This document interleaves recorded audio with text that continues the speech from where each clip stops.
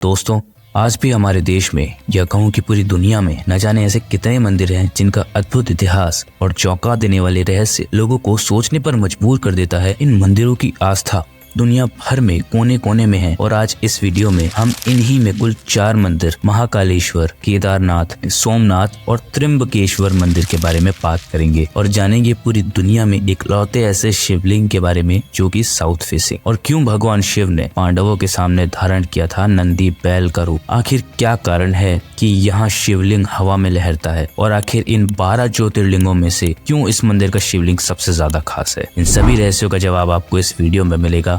तो जय श्री राम दोस्तों, कैसे हैं आप? आपका स्वागत है आपके चैनल गुरुकुल हिंदी में, जहां पर हम आ चुके हैं एक और रहस्य से भरे वीडियो के साथ। तो वीडियो को बिल्कुल भी स्किप मत करना। लेकिन उससे पहले एनालिटिक्स के अकॉर्डिंग आप में से 99% लोग हमारी वीडियो को देखते तो हैं पर सब्सक्राइब नहीं करते। अगर आप भी उन लोगों में से हो तो आपको सिर्फ एक क्लिक लगेगा सब्सक्राइब का बटन दबाने में। अब बिना किसी देरी के वीडियो शुरू करते हैं।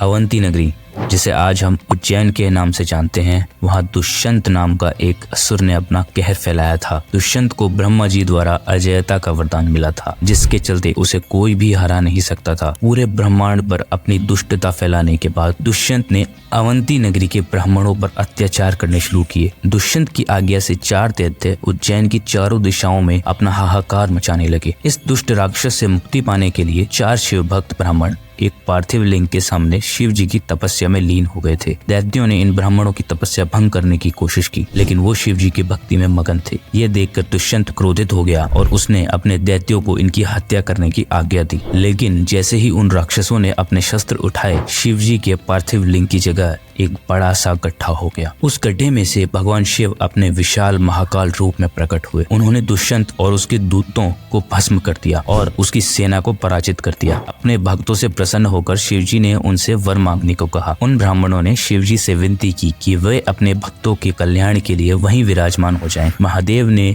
उनकी इच्छा मान ली और उसी गड्ढे में महाकालेश्वर ज्योतिर्लिंग के रूप में विराजमान हुए। महाकालेश्वर ज्योतिर्लिंग इकलौता ज्योतिर्लिंग है जो दक्षिण मुखी है, यानी साउथ फेसिंग है। बाकी सभी ज्योतिर्लिंग का मुख पूर्व दिशा की ओर है। सिर्फ यही नहीं, महाकालेश्वर ज्योतिर्लिंग के साथ कई और राज भी जुड़े हुए हैं। ऐसा माना जाता है कि महादेव उज्जैन के राजा हैं, इसलिए कोई भी और राजा महाकालेश्वर मंदिर के आसपास ठहर नहीं सकता और उसे सिर्फ दर्शन करने की ही आज्ञा होती है। हर वर्ष लाखों की संख्या में यहाँ पर भक्त महाकाल के दर्शन के लिए आते हैं।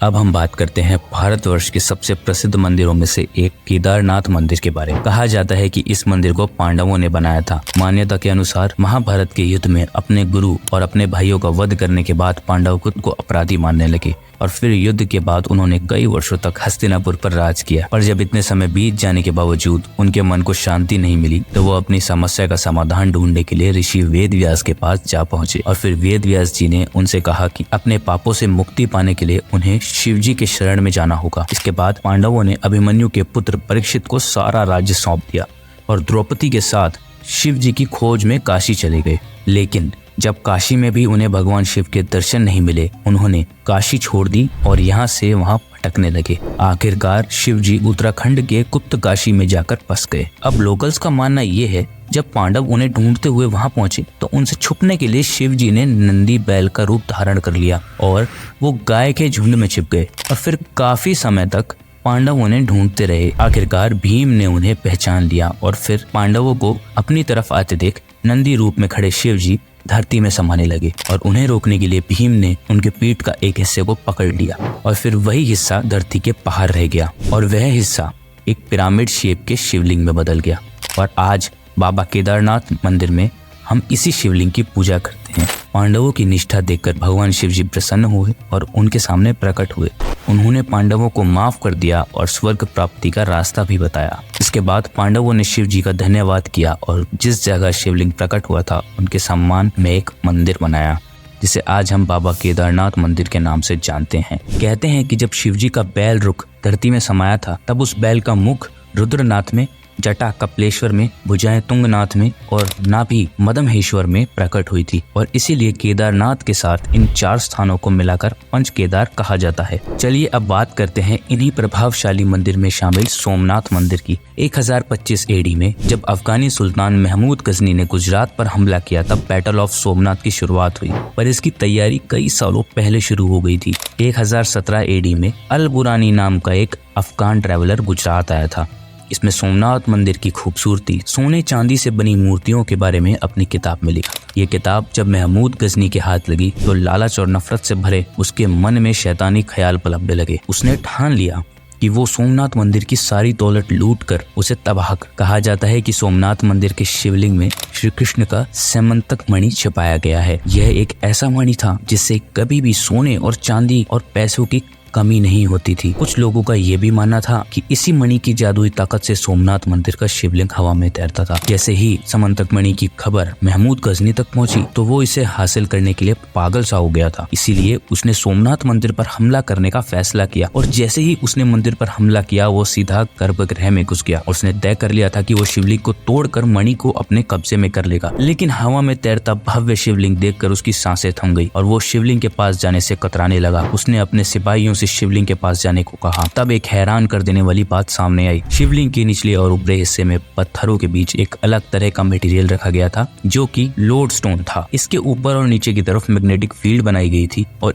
इसी की वजह से शिवलिंग हवा में तैरता था। महमूद गजनी ने अपने सिपाहियों से कहकर उसे तोड़ दिया और लोडस्टोन को निकाल फेंका। जैसे ही पत्थर टूटा, हवा में तैरता शिवलिंग जमीन पर आ गिरा और तब उसने शिवलिंग पर हमला कर उसे तोड़ दिया और साथ ही दरवाजे पर लगी सोने की बड़ी चैन को तोड़कर उसने अपनी लूट में शामिल कर दिया। कहा जाता है कि महमूद गजनी ने मंदिर के कई सारे टुकड़ों को अपनी लूट में शामिल किया और सोमनाथ मंदिर के उन पवित्र टुकड़ों से उसके वहां जामा मस्जिद की सीढ़ियां बना दी। बैटल ऑफ सोमनाथ में लगभग 50,000 मासूम लोगों ने अपनी जान गंवाई। महमूद गजनी ने मंदिर से सभी हीरे जेवरात और सोने चांदी की मूर्तियां चुरा ली और मंदिर को पूरी तरह से तबाह करने के बाद गजनी ने वहां पर आग लगा दी और मंदिर के साथ ही हजारों लोग जलकर और जो सोमनाथ मंदिर को बचाने के लिए अफगानी सेना से लड़ रहे थे। कुछ समय बाद गुजरात के राजा भीमदेव और माला के राजा भोज ने मिलकर सोमनाथ मंदिर की मरम्मत कराई और इस मंदिर को अपनी खोई हुई रौनक वापस मिल गई। इस वीडियो का आखिरी भव्य मंदिर है त्र्यंबकेश्वर मंदिर। यह 12 ज्योतिर्लिंगों में से एक होने के कारण यह मंदिर हिंदू धर्म का सबसे महत्वपूर्ण तीर्थ